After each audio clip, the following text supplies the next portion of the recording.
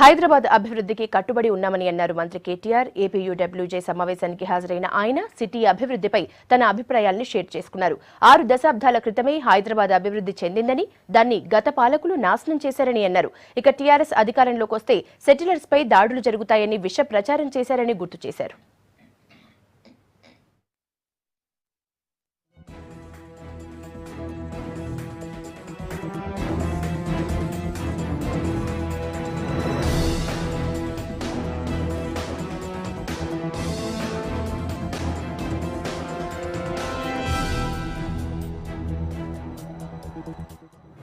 హైదరాబాద్ అభివృద్ధికి కట్టుబడి ఉన్నామని అన్నారు మంత్రి కేటీఆర్. ఏపీయూడబ్ల్యూజే సమావేశానికి హాజరైన ఆయన సిటీ అభివృద్ధిపై తన అభిప్రాయాలను షేర్ చేసుకున్నారు.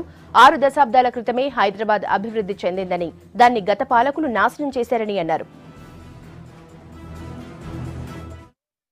జనాభా అవసరాలకు అనుగుణంగా పెరుగుతున్న భవిష్యత్ విస్తరణకు అనుగుణంగా హైదరాబాద్ నగరాభివృద్ధి జరగలేదు అని చెప్పక తప్పదు. మొన్న మనం చెన్నై నగరంలో చూసినాం.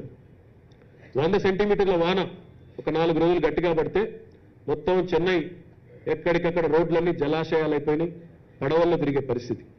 మరి ఈరోజు 6 దశాబ్దాల పైచిలకు స్వాతంత్ర భారతదేశంలో హైదరాబాద్ మహానగరం దానికి ఏమైనా భిన్నంగా ఉన్నదా? హైదరాబాద్లో పరిస్థితి అంటే నిర్మోహమాటంగా చెప్పాలంటే ఏమాత్రం భిన్నంగా లేదని మాత్రం చెప్పక తప్పదు. ఈరోజు కూడా హైదరాబాద్ మహానగరంలో గట్టిగా ఒక వాన పడితే ఎక్కడికక్కడ ట్రాఫిక్ స్తంభించిపోతుంది, మురికి కాలువలు పొంగి పొర్లుతాయి, ఎక్కడికక్కడ హైదరాబాద్లో రవాణా వ్యవస్థ మొత్తం చిన్న భిన్నమవుతుంది, ప్రజా జీవితం ఎక్కడికక్కడ గందరగోళపడే పరిస్థితి. అది వాస్తవం. రెండవది, పోనీ పెరుగుతున్న జనాభా అవసరాలకు తగ్గ విధంగా ప్రణాళికబద్ధంగా అభివృద్ధి జరిగిందా అంటే జరగలేదు అని నిర్మోహమాటంగా చెప్పక తప్పదు. ఎప్పటికప్పుడు ఎవరికి తోచిన విధంగా వారు వ్యవహరించడం, కొన్ని పాకెట్లలోనే కాన్సన్ట్రేటెడ్ గ్రోత్ జరిగింది తప్ప, లాప్ సైడెడ్ గ్రోత్ జరిగింది తప్ప వికేంద్రీకరించబట్టి హైదరాబాద్కు ఉండే భౌగోళిక అనుకూలతలను పూర్తి స్థాయిలో వినియోగించుకున్నారా అంటే జరగలేదు అని చెప్పక తప్పదు.